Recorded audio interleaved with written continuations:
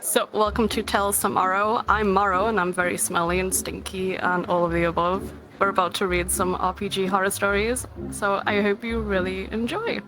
Why do you always gotta call me stinky? What the hell? I didn't even do anything to you. We're gonna go ahead and get back to some more RPG horror stories for today. Show me your pick, or I ain't letting you play. Finally, find someone who is willing to run Mage the Ascension for me. I say, great, I'll play Heretical Mage. His name is Jose Leon, a hermetic from southern Spain.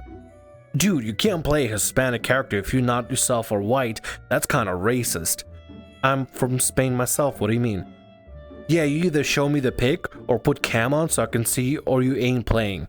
Yeah, not happening. Do they not realize that's I'm not, like, tieflings don't exist in real world. We don't have, like, brightly orange skinned, pale-eyed, horns and tail and everything people out in the world. Does that mean I can't play a tiefling? Does that mean nobody can play a tiefling? What kind of a stupid logic is that? Hey, you're not a drow, so you can't play a drow. Hey, you're not a dragonborn, so you can play a dragonborn. Hey, Mary, you don't really have antlers IRL or have hooves and everything, so you can't play a satyr. My fluffiness. The whole point of playing like TTRPGs or any sort of fantasy games in general is the fantasy part of it. You don't get to be you. You get to have that escapism. You get to create a character that is maybe is in some ways is you, but is clearly somebody else entirely. Or you can go ahead and make somebody that's very much like you. You have an option. You have a choice to either be some crazy amalgamation of things that aren't even you yourself, or you can create something that is entirely you. You have that option. You have a choice, but it's always a choice. It's not racist to want to play a satyr. It's not racist to want to play tiefling, even though IRL, Mary is not a satyr. She's British. That's way worse. She's not a satyr, she's British. That doesn't make sense. If anybody ever tells you that you can't play something, you tell them they can fuck off and then go play with somebody else, because at the end of the day, who cares? It's fantasy. Play whatever you want to play with no restrictions, and play with people that aren't going to be ignorant and dumb like the person in the post. My first time as a player was a beautiful, glorious train wreck. My first time playing Pathfinder, my brother invited me to an FLGS, where I was told we were playing a Baba Yaga campaign. I had no idea what that meant, but I was excited to play. We started with 6 players and ended up with 3 regular players plus the GM. The GM was a nice dude, but maybe a bit of a mess. Hope he got his stuff together since then. I looked forward to playing, but it became clear that each session was basically whatever the GM saw on TV last night.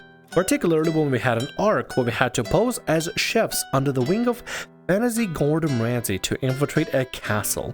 Yo, can we have that? That sounds like a lot of fun. Can we infiltrate Gordon Ramsay, like fantasy Gordon Ramsay's castle, to get his like, I don't know, some sort of recipe or something, and he just screams at us, calls an idiot sandwich, and says when we are raw? So what made the game a train wreck? Well, we were all absurdly overpowered and yet completely impotent. Bosses just didn't take damage until the GM wanted them to. Planning didn't really matter. At the same time, 2 of us became demigods with absurdly overpowered homebrewed abilities, and 1 of us became a dragon with insanely overpowered homebrew abilities. My brother's characters also immediately went fully chaotic evil, drank from a fountain of blood in hell, and became an overpowered vampire monster. Mine found out about some latent celestial bloodline. The half-dragon touched a cursed eyeball.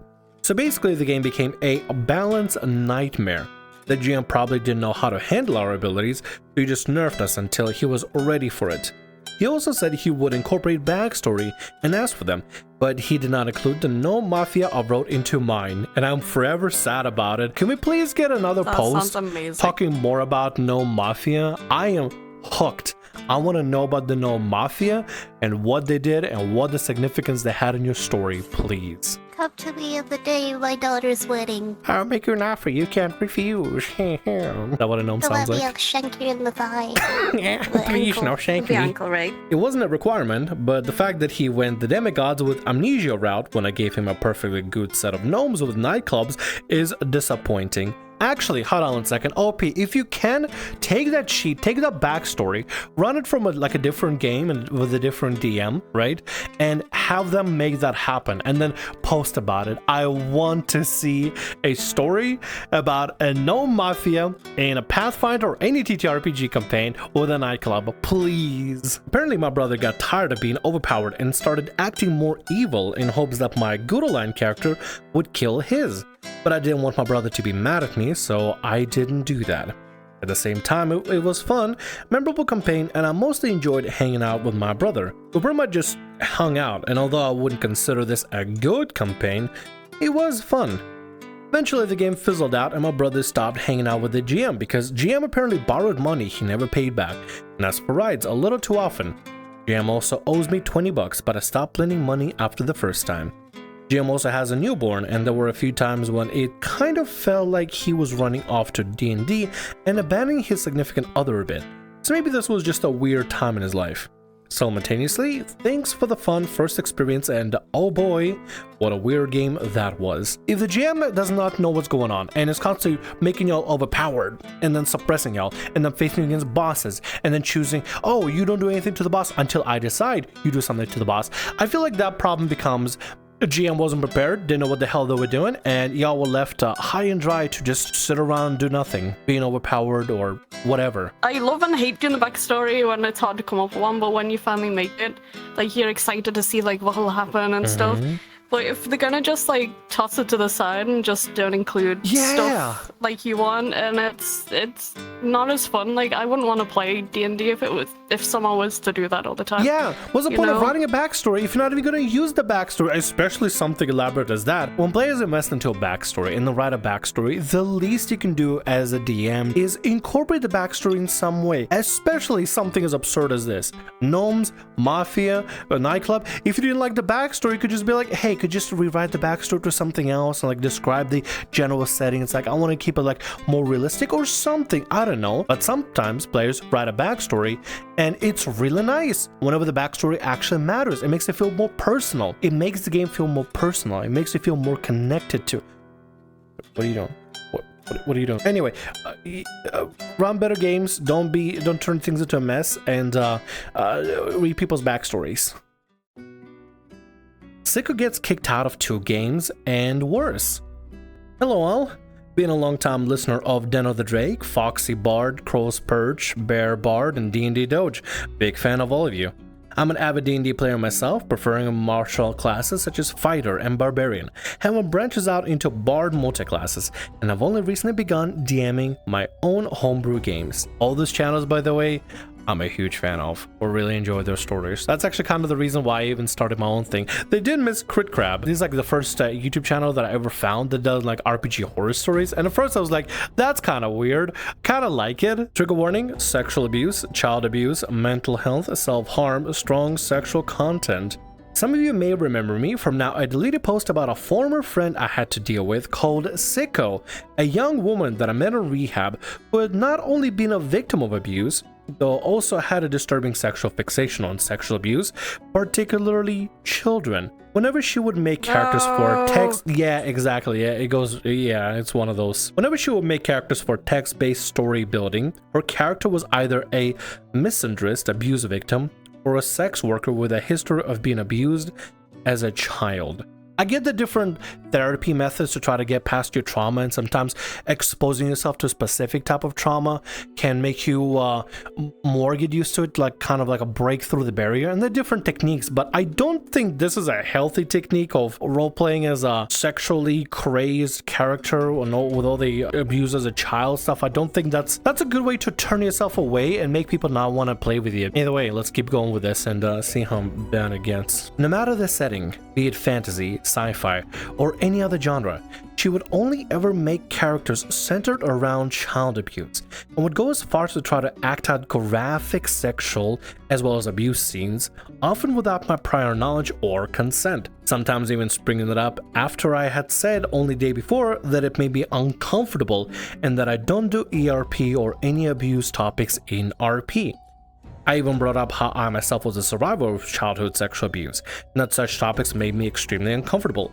Looking back, this seemed to just go in one ear and out the other with her. Some people, they literally have no sensibility or care for other people's boundaries. That's just the truth. Some people are self-centered, selfish, and they're like, I'm the most important person to myself. Everything that I want to do is matters to me, and therefore it's important, and whatever you do or any of you do, that doesn't matter to me at all because I am the most important person. We already had a story. Remember about Iris, the self-obsessed, like horny DM and stuff? To Iris specifically, the world was like all to them. The other players were the audience and didn't care for what the players wanted, because for Iris, only thing that mattered is their own stuff.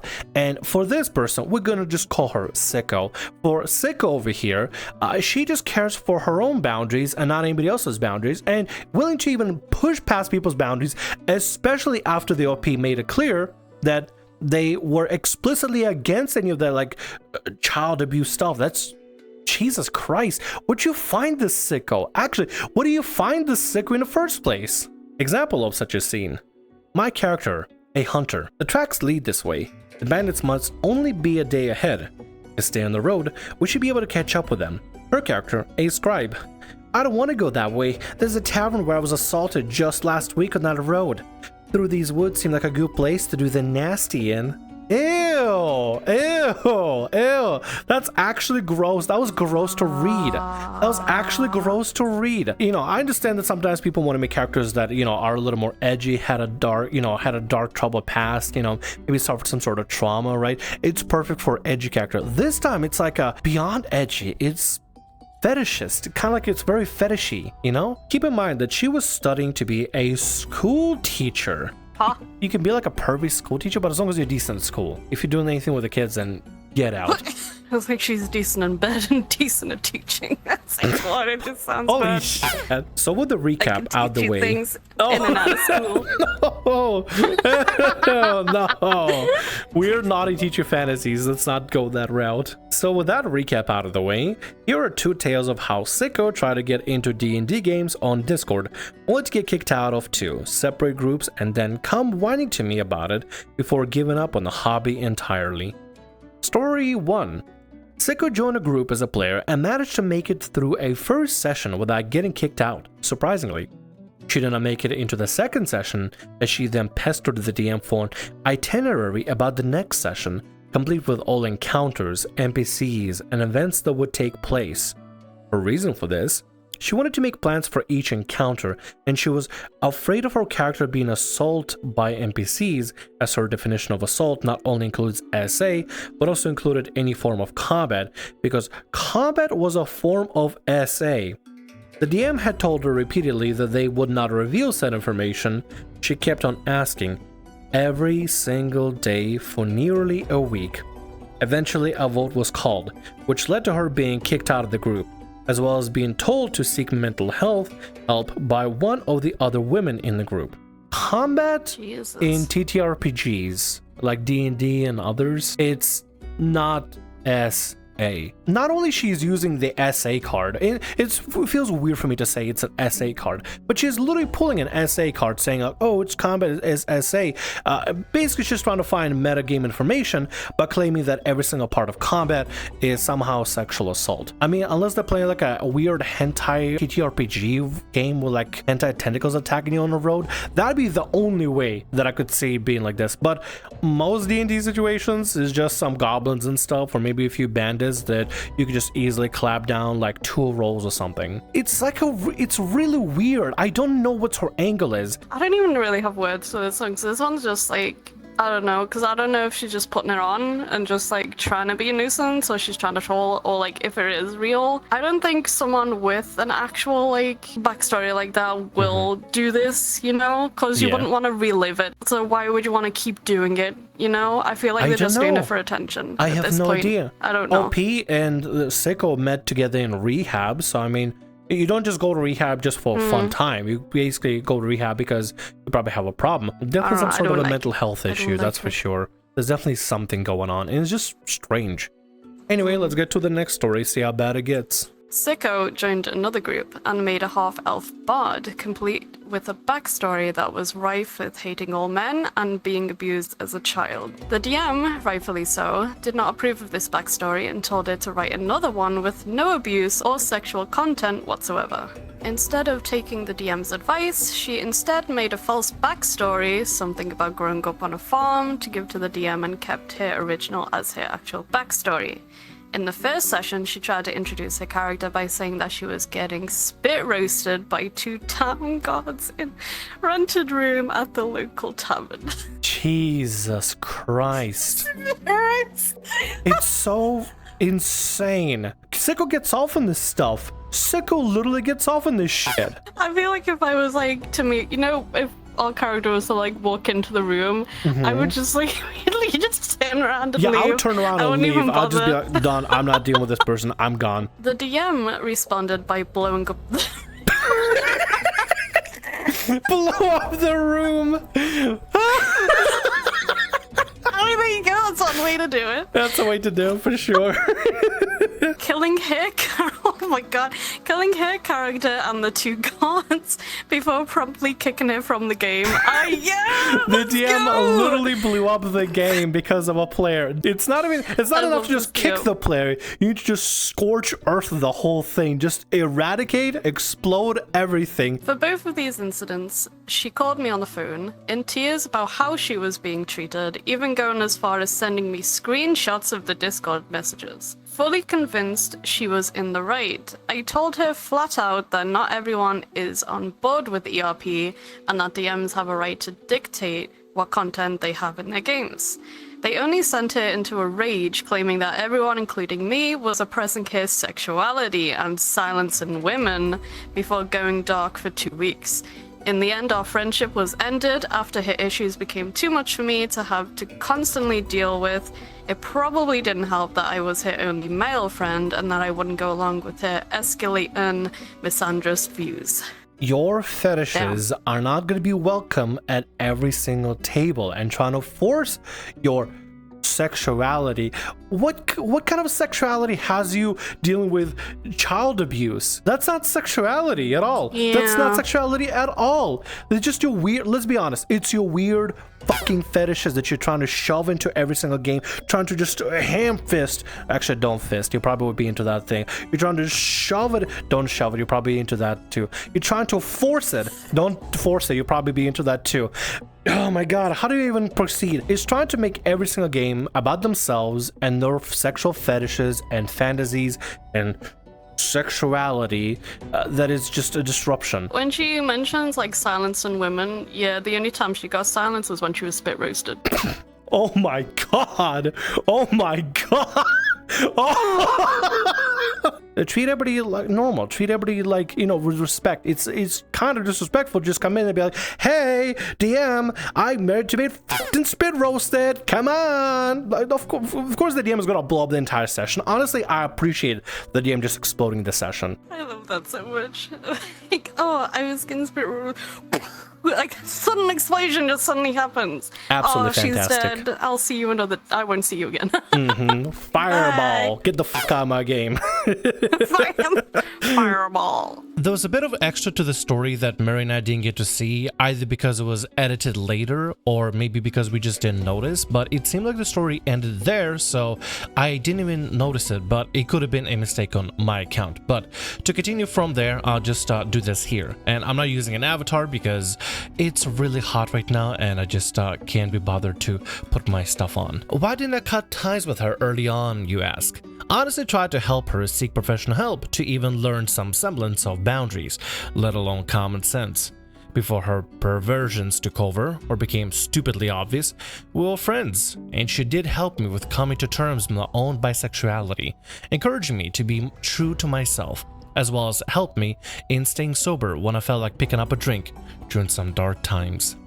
I even tried to convince her to call the cops on her abusive parents, lifelong sexual, physical, and emotional abuse from her father, while her mother was verbally and emotionally abusive, though she never did, even claiming that it was society's fault that they are like this, that they were somehow victims.